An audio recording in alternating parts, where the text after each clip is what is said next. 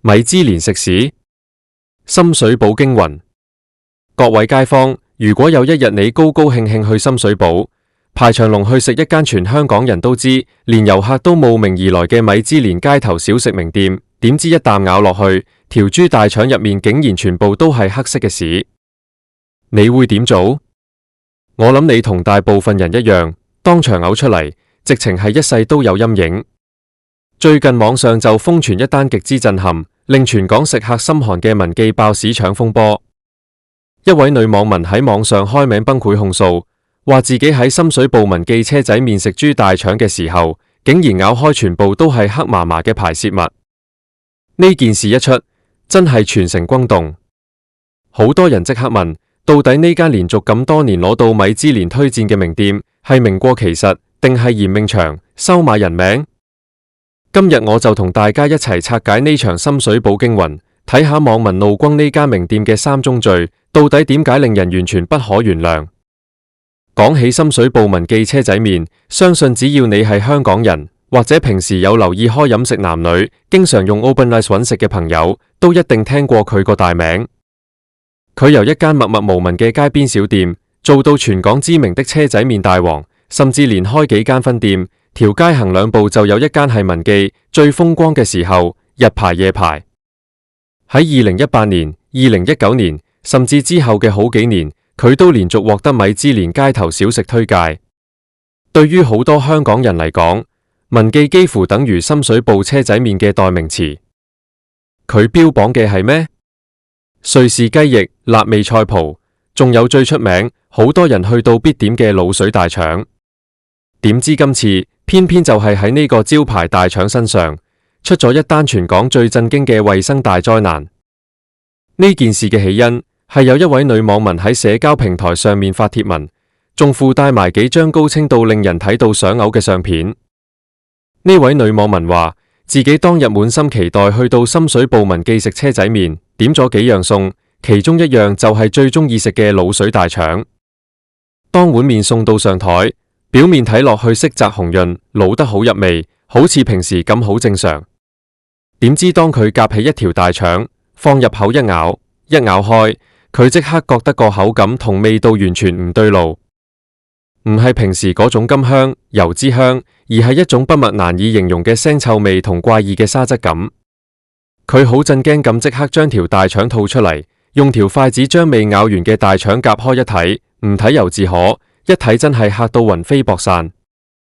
相片入面清清楚楚睇到條豬大腸嘅內部胸腔裏面，完全唔係平時清洗乾淨嘅白肉或者肥膏，而係塞滿咗一大嚿黑麻麻、黏糊糊，好似泥沙又好似芝麻糊一樣嘅不明物體。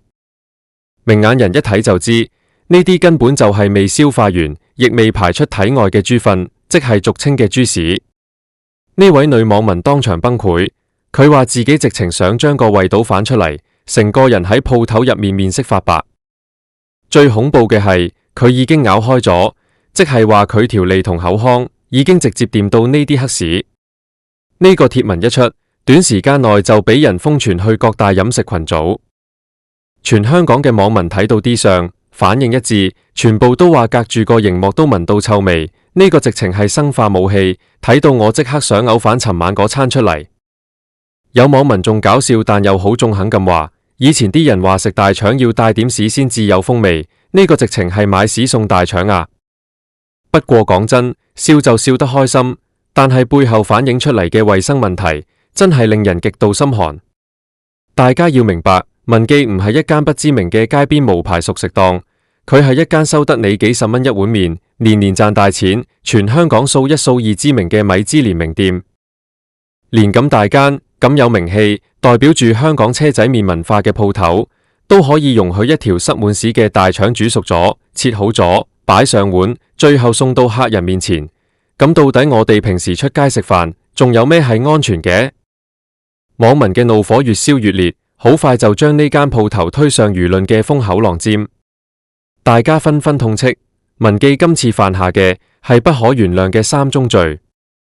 第一宗罪就係食材處理極度垃圾，完全零監管。大家都知道，豬大腸呢種食材最好食嘅地方係佢嘅油脂感同煙韌嘅口感，但佢同時亦係最難處理、最污糟嘅部位，因為佢係豬隻消化系統嘅最後一環，本來就係用嚟儲存同排出糞便。所以，任何一間負責任嘅食肆處理豬大腸嘅基本步驟都係極之繁複嘅。首先要用清水洗，然後要用鹽、生粉甚至醋，重複咁將條大腸由外到內、由內到外翻轉嚟大力捽，將入面所有嘅污物、黏液、雜質，甚至未排乾淨嘅糞便徹底清走。清洗完之後，仲要出水、刮油脂，確認乾乾淨淨，先至可以放落去滷水汁裏面慢火熬煮。但係今次呢個個案，相片入面條大腸入面嘅黑屎數量係多到塞滿晒成個大腸嘅管道。呢個情況代表住咩？代表住呢條大腸由豬隻被屠宰送到廚房，由頭到尾完全無人翻轉過嚟洗，極有可能只是喺出面隨便用自來水沖一沖，就成條扔落去滷水煲裏面煮。呢種做法直情唔係不小心，而係完全喪失咗作為廚師同食肆最基本嘅職業操守。一間每日賣出幾百碗甚至幾千碗麵嘅名店，對核心食材嘅處理竟然粗製濫造到呢個地步，直情係當食客嘅健康係草。第二宗罪就係質檢流程形同虛設，層層把關全部失效。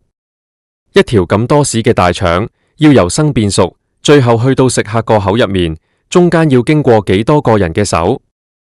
我哋一齊嚟數下。第一，洗大腸嘅初級廚工；第二，負責將大腸放入滷水煲煮熟嘅大廚；第三，大腸煮熟之後要由個煲撈出嚟，擺喺砧板上面，由負責切餸嘅師傅用刀一刀一刀咁將佢切成一。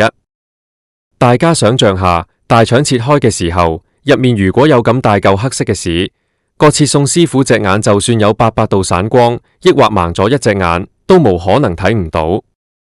更何況大腸入面有屎，切落去個手感、個味道都一定會好大分別。好，就算當個切餸師傅當日大懵，盲摸摸咁切咗。第四，切完之後，啲大腸會擺喺個餸格度。當有客點大腸麵嘅時候，負責淥麵夾餸個師傅要用夾夾起幾件大腸擺落碗麵度。喺呢個時候，佢又睇唔到。最後樓面侍應捧碗麵去俾客人，難道連侍應都完全睇唔到碗麵上面擺住幾件黑漆漆流緊屎汁嘅物體？食個過程中間至少經過4至5個員工嘅眼同手，只要其中有一個人稍微有少少責任心，稍微望一眼，呢碗生化大腸麵都無可能過到關。但係事實擺在眼前，佢就係順利過咗關，完美咁送到去女網民面前。呢個情況反映出文記內部嘅管理已經腐爛到一個點，每個員工都係抱住做一日和尚敲一日鐘，關我咪事嘅心態。成間公司嘅質量檢查機制根本就係形同虛設，集體失明。第三宗罪亦係最令香港人憤怒嘅，就係名過其實，店大欺客，賺到盡卻丟盡香港飲食界嘅價。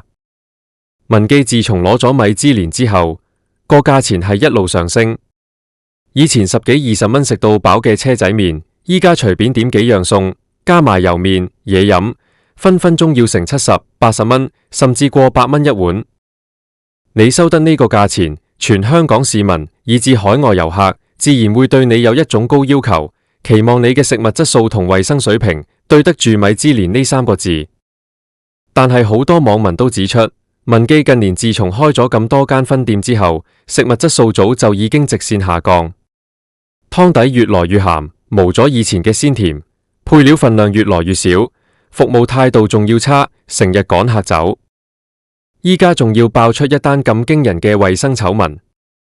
網民怒敲：你攞住米芝蓮嘅光環，賺盡香港人同遊客嘅血汗錢，但係你連最基本、最廉價嘅衛生安全都提供唔到俾人。你平時收咁貴，係咪將啲成本全部分去開分店做宣傳？而對住真正支持你嘅食客，你就俾啲屎佢哋食？呢種行為唔單止係店大欺客，直情係丟盡咗香港作為美食天堂嘅面子。如果呢碗麵係俾一個外國遊客食到，人哋返去寫篇報道，話香港米芝蓮名店請人食豬屎，咁香港嘅飲食業形象真係一鋪清袋。